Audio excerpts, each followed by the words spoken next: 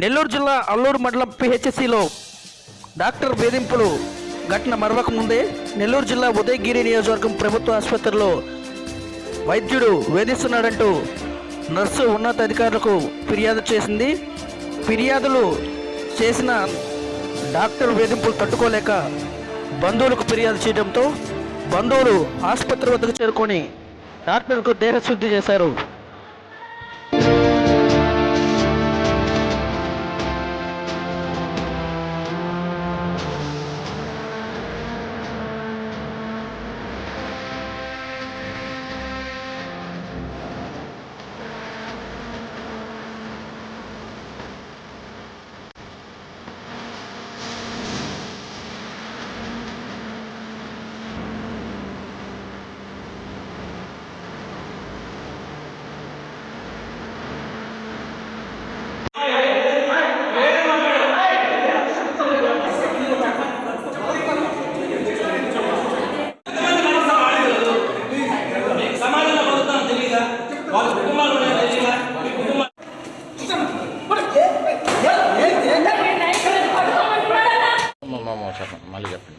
నేను ఉదయగిరి సిహెచ్సిలో స్టాఫ్ నర్స్గా పనిచేస్తున్నాను. ఇక్కడున్న డీడీఓ గారు మమ్మల్ని మానసికంగా శారీరకంగా హింసిస్తున్నారు.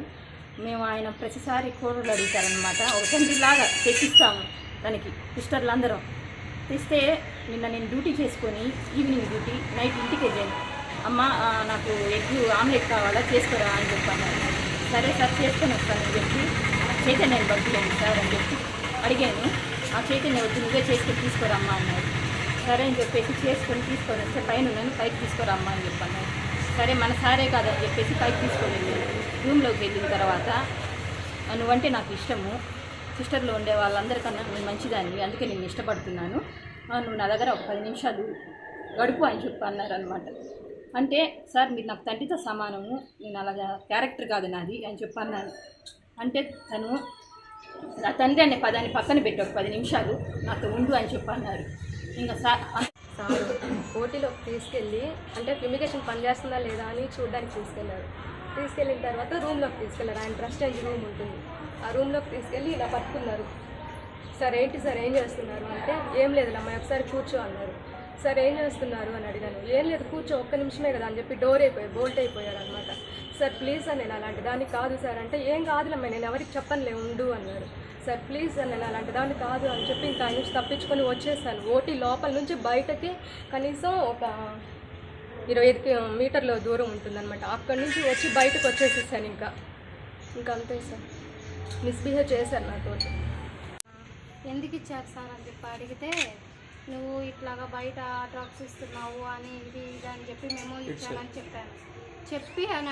చెప్పాక విషయం తెలీదు. అర్ధరాత్రి మధ్యాహ్నం 2 గంటల టైంలో నువ్వు ఇప్పటికిప్పుడు మెమో తీసుకొని వెళ్ళాలి అని చెప్పి ఎందుకు సార్ అని చెప్పి అడిగితే కారణం నేను చెప్పను, నువ్వు వెళ్ళాల్సిందే ఇమీడియట్గా, అది కానీ చింపు చూస్తే దీనికి తీవ్రమైన పరిణామాలు ఉంటాయని నాతో అన్నాడు. ఎందుకు సార్ అని ఏడ్చి రిక్వెస్ట్ చేస్తాను, ఏం సార్ విషయం అని చెప్తే చెప్పను, నువ్వు ఇమీడియట్గా వెళ్ళిపోవాలి DCH ఆఫీస్కి అని చెప్పి 7:30-8 ప్రాంతం అక్కడికి వెళ్ళాలి. అన్నం కూడా తినకుండా వెళ్ళి పంపించాడు. తీరా ఏడకొచ్చి చూసి అలాగే అందులో ఏముందంటే నేను బయటకు మెడిసిన్ అమ్ముతున్నట్టు, పక్కన వాళ్ళకి ట్రీట్మెంట్ చేస్తున్నట్టు అట్లా చెప్పి అడిగాడు. ఒకరోజు ధనలక్ష్మి సిస్టర్ని వేరే సిస్టర్ని తీసుకోబోయి సార్ నేను ఏం చేశాను చెప్పండి, ఎందుకు నా మీద ఇలాగా లేనిపోని చెప్పంటే ఆయన ఈగో హర్ట్ చేసేటట్టు నేను ఏదో మాట్లాడానంట, అందుకని నా మీద అలాంటి మెమో ఇవ్వాల్సి వచ్చిందని ఆయన ఒప్పుకున్నాడు. అప్పుడు చైతన్య అని ఇప్పుడు వార్డ్ బాయ్ ఉన్నాడు కదా, అబ్బాయి కూడా ఉన్నాడు అప్పుడు ఆ మాట అన్నప్పుడు. అట్లాగా తిను నా సిస్టరు బావ నాకు యాక్చువల్గా రాత్రి జరిగిన అంటే ఇప్పుడు మీకు ముందు చెప్పారు తనకి ఏం జరిగిందని చెప్పారు. ఇమ్మీడియట్గా మేము కాల్ చేసి ఏందమ్మా నేను పరిస్థితి అడిగితే ఈ విధంగా అని చెప్పన్నా నేను బతకాలం లేదు, నాకు ఈ విధంగా చేస్తున్నారని చెప్పి అంటే లేదమ్మా నువ్వు తొందరపడబాకు, తప్పు వాడిది మనం చేయలేదు, సో అతను ఏ విధంగా మనం ట్రీట్ చేయాలనుకున్నాం ఆ విధంగా వచ్చి ట్రీట్ చేస్తాం, మేము వచ్చి మార్నింగ్ మాట్లాడతామని చెప్పి హడావుడికి బయలుదేరడం జరిగింది. వాస్తవంగా ఏంటంటే మన ఇంట్లో జరిగింది, సరే ఇది బయటకు మనం చెప్పొద్దులే వద్దు, సో రెసిగ్నేషన్ చేసుకో లేదంటే జాబ్ వదిలేసి వద్దామని చెప్పి అనుకున్నాం. కానీ ఒక ఆడపిల్లతో పోయేది కాదు, మేము విచారిస్తే లేదు అందరిని ఇదే విధంగా చేస్తున్నారు, సో ఒక ఆడపిల్లతో పోయేది కాదు, సో రేపు 10 మందికి కూడా మనం ఒక డెసిషన్ తీసుకున్నామంటే న్యాయం జరగాలి, సో రేపు ఫ్యూచర్లో కూడా ఇక్కడ ఎవరైనా జాబ్ చేసినా కూడా సెక్యూరిటైజ్డ్గా ఉండాలన్న ఉద్దేశంతోనే మేము వచ్చి